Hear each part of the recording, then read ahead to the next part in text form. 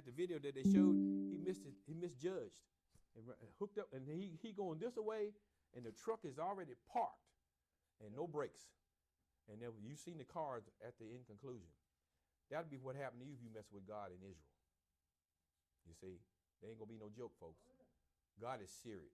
That's why he's taking the time to take the whole Old Testament, starting in Genesis, but you really want to see the real deal about what God is doing with Israel, go to the book of Deuteronomy and Joshua, and I'm in Joshua now, and you will see God at work with these people.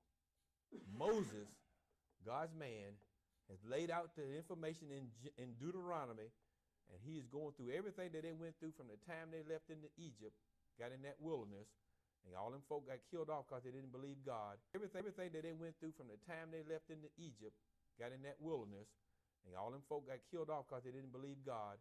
And Joshua, Moses wasn't able to. Now I tell you this, now you see, that's what take you up on the hill there, and you can look over and you can see all that I done told you that they gonna get. But Joshua gonna take them in. And there's a reason that Joshua took them in. And him and Caleb was the two main characters. God had 12 spies. He had 12 spies. He picked out 12 people to cross over Jericho. You see that in the hand that I'm going to get you here a little later on. But they had to cross over Jericho to the Jordan River is right here. But as a matter of fact, I'll give you something there. I'll tell you, we're gonna be here for a minute. Here we go. Yeah, I'm gonna give you here. I'll tell you what, pass one of these out, bro. Now, God told them this passage, give everybody one. God told them that I'm gonna let you look over, and you're gonna see we're gonna be here for a minute. Here we go. One of these out, bro. Now, God told him that I'm gonna let you look. You're gonna be the. Now, keep this in mind. All of them countries and all of them cities that was in Canaan land, I mean, it was highly populated. God said, I'm going to give you every one of these, and I'm going to run these enemies out.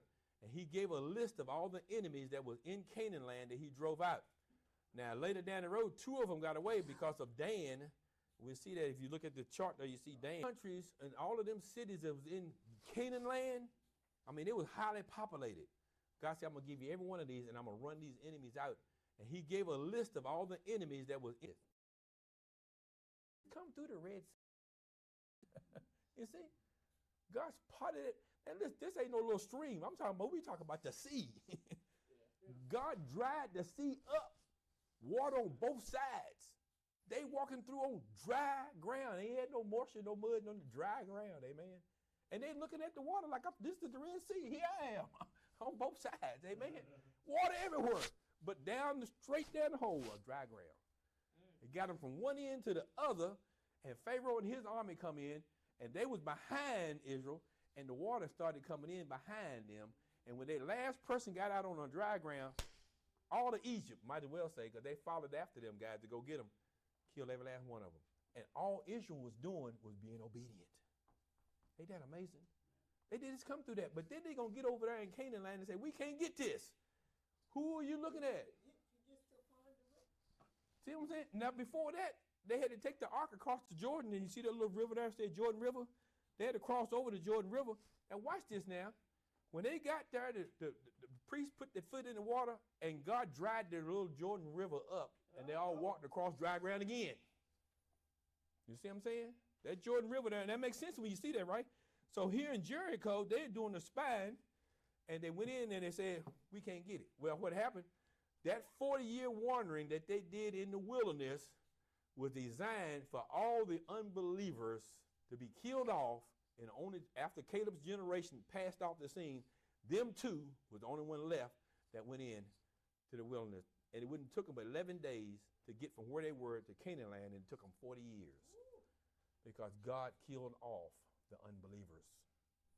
And when it got down to Caleb's generation, the last ones out, then Joshua comes on the scene, and they go in, they look over the place.